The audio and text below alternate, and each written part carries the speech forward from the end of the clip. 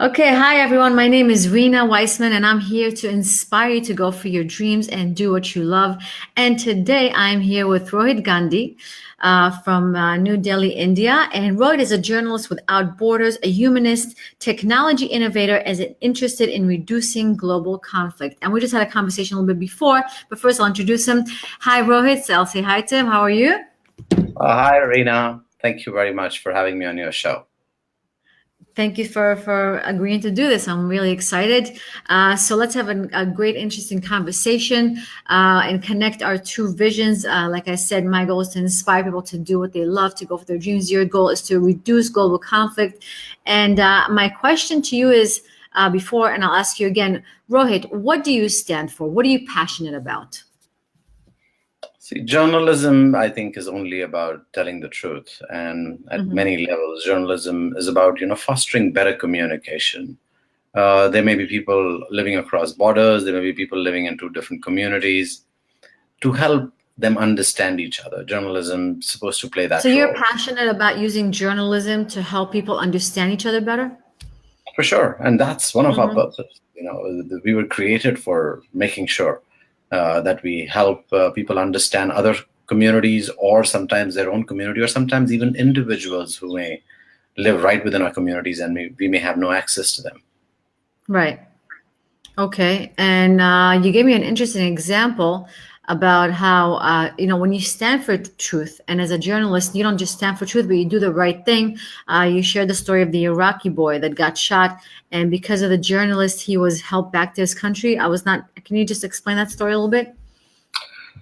So we were in Iraq. This was in the end of 2003, in the beginning of 2004.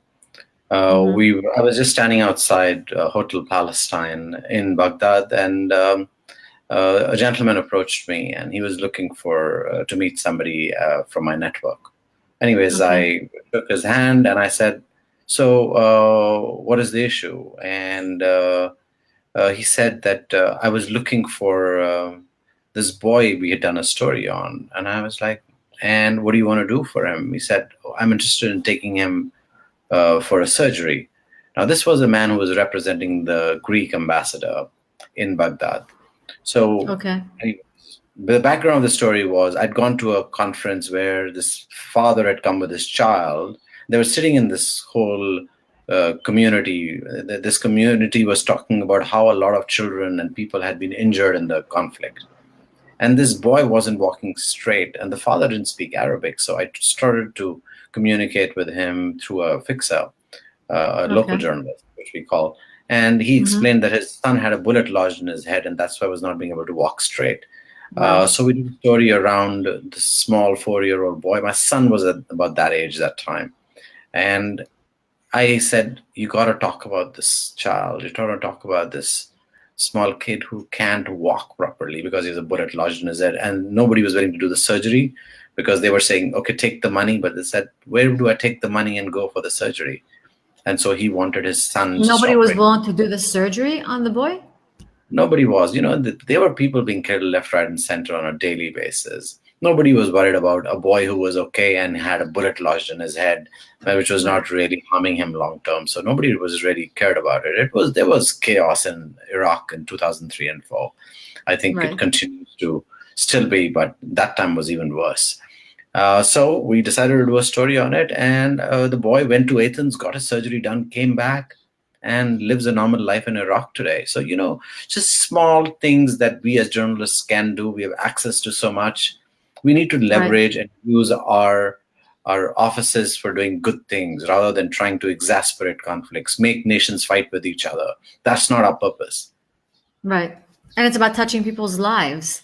So using journalism and the platform that people, that we have, that anyone has to the media, basically. The media has a lot of influence. And you've been in the media. I know that you worked for CNN. So That's you right. know the power of media and what an impact it has on people's way of thinking, how they see the world, and their opinions. So it's very, very powerful. And what you're saying is that we should use it for good, to bring people together as opposed to dividing.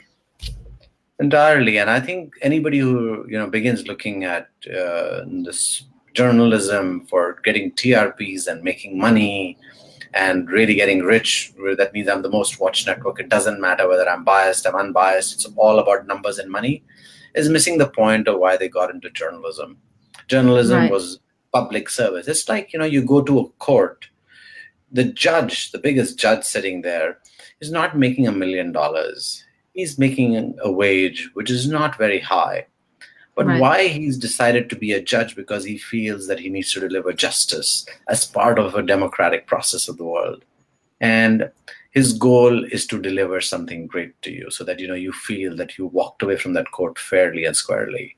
Similarly, journalism has the social service aspect as ingrained in their own system, and that must be And do you feel followed. that was lost from the platforms today, the media platforms and journalism itself? Was it lost? Is that what caused you to start your own? The name of your show is it what caused you to start your own Yeah. project? So very much so. In fact, there were a lot of editors of television channels and saying, "Let's not fool ourselves. We are all here for TRPs." Right. And I think, Even in well, CNN. not really at CNN. I was CNN. I thought I worked with some of the best at CNN, and it was never that. But a lot of Okay. people So feel other that platforms, not as okay.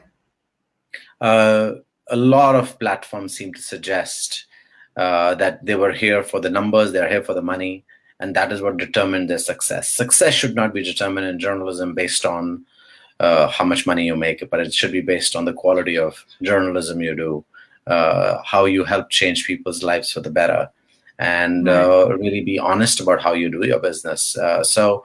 I think that was one of the reasons I said I need to open up this platform for a lot more people, such as myself, who want to come and have an independent voice and have a voice which Mhm. is more of truth. So I opened this platform to give ownership to all the people who create content. I don't own this Democracy platform News Live. So it's all for Democracy News Live is for journalists who are committed to truth. entirely, and they own it. Anybody who comes to begin creating their content on the platform then becomes a co-owner of the platform right away from day one, Interesting. and they're owners in perpetuity of their content, which means whether they're sick, whether they retire, whatever happens to them, they have a place to be able to then voice their opinion. I said, here is a platform which is owned by journalists, run by journalists, and all the journalists, not by just some journalists. Right. That's an amazing project, an amazing vision that you have. And can I ask how long you've been doing this? Now, I've been doing this for over a year and 2 months now. Oh, so it's pretty fresh. It It's is. pretty It is new. indeed. So you must be really excited about it. This is your baby, something that you really believe in, your vision to finally do something that is right, that is in line with your core belief that journalism should be clean and should have no manipulation for whether it's money or TRPs or anything like that. So it's a really really beautiful concept, beautiful vision, and beautiful thing that you're doing. So basically, you're doing what you love, Rohit. Every morning I literally start at about 5 a.m. and sometimes go to bed. Last night, I think I filed my last story at 1:23 a.m. So literally working 19, 20 hours a day, doing what we need to do to be able to bring the story home, do the best we can, and stay as objective and as neutrally objective as possible. So the purpose is not to, take sides. The purpose is to do journalism the way it's supposed to always have been done, and it used to happen. But today, a lot more networks are biased. A lot more networks are taking sides. A Right. lot more networks aren't questioning authority because they're scared of authority. Right. And how does it feel to do what you love? I mean, obviously, you just said you're working 19 hours a day. Imagine you did not love what you were doing. Imagine you were not passionate about what you were doing. Would it be possible to put in those 19 hours a day? Honestly, I've been very, very lucky in my life. I've never for one single day done something I don't want to do. In fact, there have been times in my life where I've been, doing jobs, and that day when I get up and I say, I cannot walk away from my principles as a journalist, or I cannot work for somebody who does not value other people. I will not do that job for another day. So I've never done anything in my You were never in a life. position where you had to work in something that you don't believe in, that you don't love. Absolutely not. And I always stood for that. And I've many things I walked away from saying, I will not do this because it's not right to do this. And I think, we're very, very lucky having got the education, having been brought up in around the world to be able to do this. And honestly, I think if somebody really truly wants to, utilize the 60, 70 years on average what we live on Earth to take advantage of it, then you must do what your calling is, and don't just, live another day saying, oh, let me get by, let me get this house, let me get this car. It's not important. What's more important is that you sleep well when you go to bed, even at 1 in the morning, and when you wake up at 6 in the morning, you still feel fresh. And I think that's the idea. As long as we can achieve that, you're living your life. Otherwise, you're just getting by. Exactly. And you know what you're saying is obvious, so obvious and so simple, yet in reality, so few people actually do what they love and what they believe in, but instead they go for, whether they're journalists and just going for the TRP or just going for the car and not utilizing their 60, 70 years on this earth fully. So how do you feel about, I mean, I'm sure you look around you and you see that a lot of people, if not most people, don't do what they love. They don't live in line with their core beliefs. They are not passionate about their day. What do you have to say about that? As someone who is privileged and lucky not to be in that position. I don't. Many of them say they aren't happy, but they also are stuck in a cycle, and they tell you that we're stuck in a cycle and we can't get past this. One day maybe we will, but I think it has to start somewhere. Just like what you're doing, Rina, you want to do this. You want to, touch people's lives. You want to affect their lives, and this is what you do. But you have to start somewhere. And I think that recognition can only come when you truly believe in it. Until you believe that you can bring the So you're talking change, about taking action, taking a step, and not yeah, just you have to thinking take and that talking step. about And without taking that step, it's not going to happen. You may keep talking about it and never take the step. People may say, so well, on the weekend, every weekend I work in a jungle farm. I try and bring innovation to rural communities. I'm doing a model farm. A lot of people talk about working on the farm, but I invite anybody who wants to come on the farm. I say, just come and work on the farm. We don't charge you any money. All you have to do is come and work for 4 hours in a day on the farm and learn what you want to learn. But not a lot of people are able to actually do it because it. they Right. just can't break away. They want to rather wake up on a Saturday morning late, and they want to get up and watch movies late and do what they want to do. It's more So fun to just talk about it because when it comes to doing it, suddenly they have to take responsibility, and not a lot of people don't want to take responsibility and actually take action and be proactive. yeah, so I think that taking that action is the most important thing, and being able to follow what your heart says is not always easy. Sometimes you have to make difficult decisions, but that's part of who you are. Absolutely. And Rohit, what's your vision for your platform? I mean, now you're just a year and a half in. Where do you see it in a couple of years? I mean, this is So, your baby, your vision, your what you're passionate about. so I'm very clear on what we want to do with it. I look at journalism as a way of people to get social justice at some level. Now we all, as societies, have challenges for our people.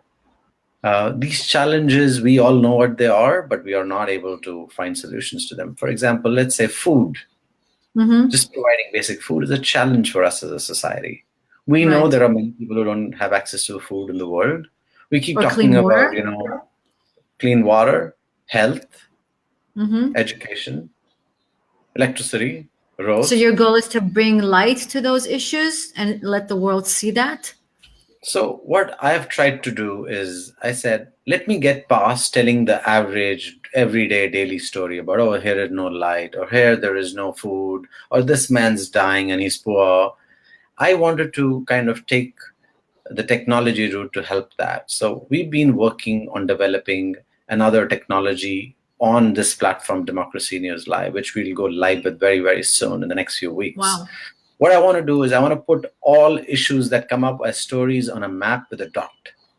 And I Okay. want to globally show where, based on heat maps, where what problems exist Mm-hmm. and who's responsible for handling those problems. Uh, because all of us know where the problems are and we see them, but it's Right. not really in one place. So when we know what the problem is, then we can begin taking action on it together. And Interesting. for So I us just to, want to understand. So you're basically going to create a technology which allows us to see dots on the map of the world with the specific issues. Where can we see that? it'll be on the website. It'll be a map of the Okay. world, and Okay. everywhere from wherever the story comes out, there'll be a dot that will go on. And you And when can the dot click on comes it and get more details. And as soon as you click in, you'll be able to go into each of those stories and begin figuring out the problems or people or issues. Or let's say, a lot of sexual harassment against women. So if there is Right. one area where it has more sexual harassment of women and than others, then we need to know that why are there more complaints coming out of this area over a period of And you will time. put a dot there and raise the issue so people are aware that there's a problem in that specific area. Geotagged global journalism done by people, sometimes by Wow. just average citizens, but mostly by Right. journalists, vetted by journalists, and all identified. And so we've been working on this platform for many, many months now. We are about to take it to air now, but at the same time, we've been looking for people who will want to come and back this. I'm saying back campaigns, say, I want to back a campaign on food and help us Right. run that campaign. And so we're looking for people who will partner with us to run these campaigns. We don't need to Wow, make this is an money out of awesome them. idea. So basically, once you raise awareness, is always the first step to tackling the problem. So you're gonna bring awareness through this map that's gonna be presented on your website, and then you're gonna see who can help with that specific problem and actually get sponsorships even. And in fact, sponsorships right at the beginning. So let's say somebody wants to work on food and delivering food to people around the world who are without food, then they will come and help us build stories around food of different people and place them. And once we Right. are able to get all those stories in place, then we know how to take action.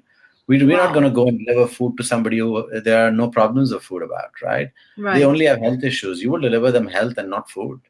So Right. you will deliver what's required wherever. So I've covered earthquakes many, many times in my life. Sometimes I'm standing at an airport where all these flights are coming in, bringing in supplies. There are millions of bottles of water lying there. They don't need water. They need a blanket Right. because it's too cold, or they need a tent. And what they're sending is something else.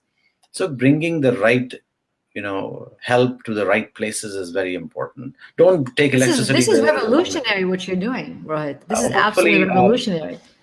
the idea is to do journalism which matters. The idea is not to just keep doing repetitive storytelling, which is inconsequential at many levels or doesn't really make tangible difference. We need to push policy change sometimes, and that can only happen by organized journalism, and journalism which kind of uses that big data and then takes advantage of it.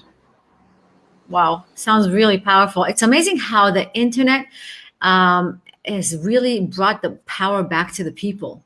And while it was, there's just radio stations and TV stations, the power was not with us, it was with the big companies, etc. Now there's so much power, there's so much that we can do. And not only have you, stepped away from just, journalism for TPR, or is it TRP? I'm sorry. That's okay. Or journalism just to say the story. You're like, no, I'm not going to do it for ratings. I'm not just going to do it for just telling the story. I'm going to tell the story so we can bring about a change by actually, bring awareness to a specific problem and getting help for that specific problem from whoever is willing to help. It's really incredible and so powerful. And I mean, it's going to work. Hopefully it'll work. And I've reached out to many people. I've reached out to different grants and funds and said, if you're interested, come and join hands with us. In fact, we don't want just fund. We want people to come and say, I think we will install a researcher who will work on this to make sure that we Wow. create these campaigns that are 360. We are Right. not producing this journalism to create revenue or make money. That's not Right. the purpose of journalism. We can do other businesses to make money. This Right. business of journalism is to, help bring social change. Amazing. This is incredible. You have a great vision, and I really wish you the best of luck. And I'll be watching you and what you're doing. I'm looking forward to this map and seeing the specific issues in different parts of the world. And I thank you very much for joining me today. And best of luck for it. Thank you so much. Thank you, Rina. Lovely interview. You're a great Have a interviewer. great day. Thank Thank you. you. Bye Bye. bye.